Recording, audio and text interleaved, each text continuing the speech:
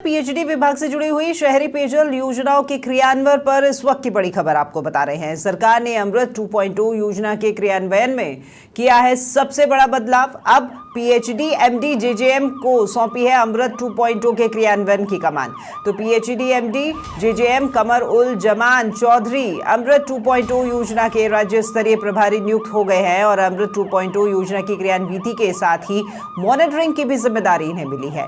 योजना में केंद्र और राज्य सरकार के बजट खर्च की भी जांच करेंगे और साथ ही साथ अमृत 2.0 के टेंडर शर्तों और टेंडर आवंटन की अनियमितताओं की भी अब जांच होगी। सीएम भजनलाल और सीएस सुधांशु पंत ने योजना की धीमी क्रियान्विति पर जताई थी नाराजगी और सीएस भास्कर सावंत ने भी टेंडर्स में ऊंची प्राइस बिड पर खड़े किए थे सवाल। अमृत योजना में चहेती फर्मों को टेंडर आवंटन के लिए शर्तों में बदलाव की भी शिकायत मिली थी और पीएचडी एसीएस भास्कर सावंत ने जारी कर दिए हैं आदेश।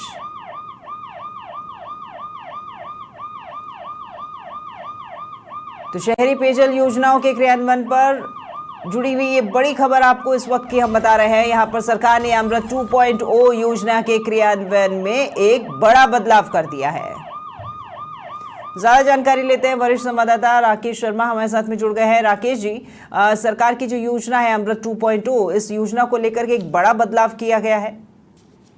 देखिए राकेश जी, समाचार राजस्थान ने 2 महीने पहले संकेत जब मुख्य सचिव ने जल जीवन मिशन और अमृत 2.0 की समीक्षा बैठक आयोजित की गई थी, तो इसको लेकर के भारी शिकायतें पहुंची थी और शिकायतों में जो सबसे प्रमुख शिकायत थी कि जो अमृत 2.0 योजना जारी की गई है, इसमें चहेते ठेकेदारों को लाभ पहुंचाने के लिए शर्तों में बदलाव किया गया है। जो पाइप का पेमेंट 70% किया जाता था, उसको बदल करके 40% कर दिया गया है ताकि चहेती फर्मों को ये टेंडर मिल सके।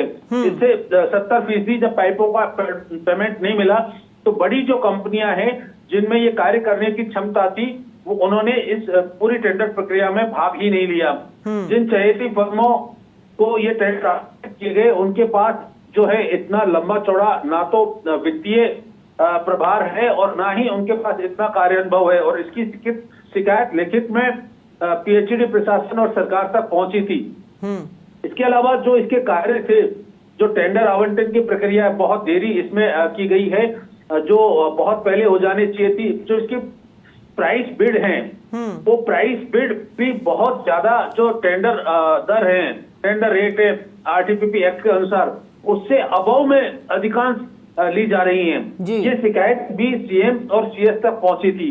अभी हाल ही में खुद एसीएस पीएचडी भास्कर सावंत ने मीटिंग में इसको लेकर के नाराजगी जताई और जो मिनट्स जारी किए गए हैं उनमें तक ये दिखाई दे रहा है कि सरकार अमृत 2.0 जो स्कीम है उसके एग्जीक्यूशन से संतुष्ट नहीं है और इसीलिए ये बदलाव किया गया है। और अब जिम्मेदारी एमडी जेजेएम को दे दी गई है। एमडी जेजेएम कमर उल जमान जो चौधरी हैं, उनकी छवि साफ सुथरी मानी जाती है, पारदर्शी तरीके से काम करते हैं।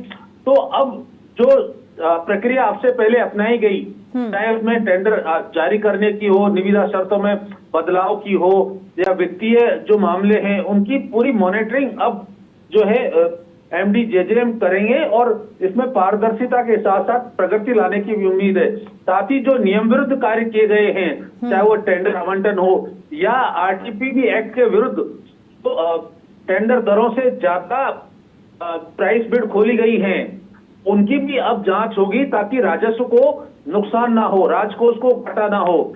साथ ही जो स्कीम्स अभी शुरू होंगी उनकी क्रियान्विति तेजी से हो, इस दिशा में तेजी से कार्य हो सकेगा। लेकिन इसके साथ साथ जब जांच होगी राकेश जी, तो वो कमजोर कड़ी का भी तो पता चलेगा कि कहां पर ये खामियां रही हैं जिसके कारण योजना का जो लाभ है वो लोगों तक नहीं मिल पा रहा है। मैं बात कर रही हूँ दोषी कार्मिकों की, अधिकारियों की।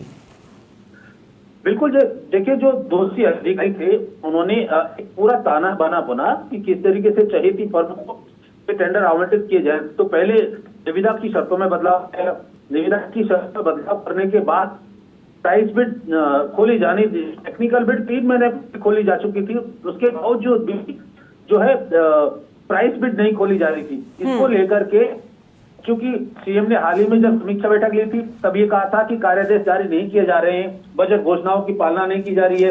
अमृत 2.0 योजना बजट घोषणाओं में शामिल है, लेकिन इसकी क्रियान्विति बहुत ज्यादा धीमी थी। जो अतिरिक्त मुख्य सचिव हैं उन्होंने अभी जब रिव्यू मीटिंग ली थी सीएम के बाद में, तो ये कहा था विभाग के अधिकारियों से कि वो विभाग की पीठ में छुरा घोंप रहे हैं। यानी प्राइस बिडों को लेकर के कहीं ना कहीं नेगोशिएशन की आशंका, बड़ी आशंका है।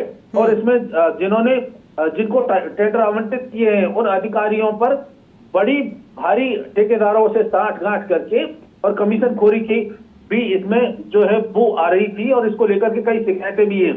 अब इन तमाम शिकायतों की जांच अगर एमडीजेजेएम करते हैं, राजकोष को जो घाटा होने वाला है, सरकारी राशि का जो दुरुपयोग अधिकारी कर रहे हैं, जो सरकारी कुर्सी पर बैठ करके अपने हितों के बारे में सोच रहे हैं, उनको लेकर के एमडीजेजेएम काम करेंगे तो निश्चित तौर पर इससे जनता का भी भला होगा और राज्य सरकार की योजनाएं भी सही तरीके से लागू हो सकेंगी। बिल्कुल, बहुत शुक्रिया आपका राकेश जी तमाम जानकारी साझा करने के लिए।